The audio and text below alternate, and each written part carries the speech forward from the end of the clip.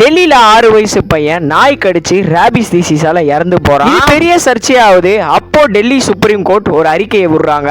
அதாவது 8 வாரத்துக்குள்ள டெல்லியில இருக்க 10 லட்சம் நாய்களை ஒரு ஷெல்டருக்குள்ள அடைக்கணும் அப்படின்னு சொல்லிட்டு ஒரு அறிக்கையை விடுறாங்க. அதை கேட்ட மக்கள் எல்லாம் டாக்ஸுக்கு சப்போர்ட் பண்ணி ப்ரொடெஸ்ட் பண்ண ஆரம்பிச்சாங்க. இன்னும் சில மக்கள்லாம் சுப்ரீம் கோர்ட் சொன்னது நல்லது அப்படின்னு சொல்லிட்டு அதை சப்போர்ட் பண்ணிட்டு இருக்காங்க. ராபிஸ் டிசீஸால மக்கள் இறக்குறாங்க தான், அதுக்குன்னு மொத்த டாக்ஸையும் ஒரு ஷெல்டர்ல போய் விட்டா அந்த டாக்ஸே சாப்பாடு இல்லாம அடிச்சுக்கிட்டு செத்து போடுங்க. உண்மையை சொல்லணும்னா சில டாக்ஸ் எல்லாம் ஒரு ஏரியாவே ப்ரொடெக்ட் பண்ணு. அதாவது இப்ப யாராச்சும் திருட வந்தாங்கன்னா அதுல இருந்து ப்ரொடெக்ட் பண்ணு. நம்ம நாட்டுல ராபிஸ் டிசீஸை விட ரேப்பால இறந்தவங்க தான் அதிகம். இவனுக்கு அதுக்கு கூட இந்த மாதிரி நடவடிக்கை எல்லாம் எடுத்தது இல்ல. மனிதர்கள் விட நாய்கள் ரொம்பவே பாசமானது. நீங்க சொல்ற மாதிரி ராபிஸால நிறைய பேர் இறக்குறாங்க தான், ஆனா அதுக்கு சொல்யூஷன் இது கிடையாது. நீங்க இதுக்கு பதிலா வேற ஏதாச்சும் சொல்யூஷன் இருந்தா கமெண்ட்ஸ்ல சொல்லுங்க. மறக்காம என்னுடைய பேஜை கொஞ்சம் ஃபாலோ பண்ணி சப்போர்ட் பண்ணுங்க.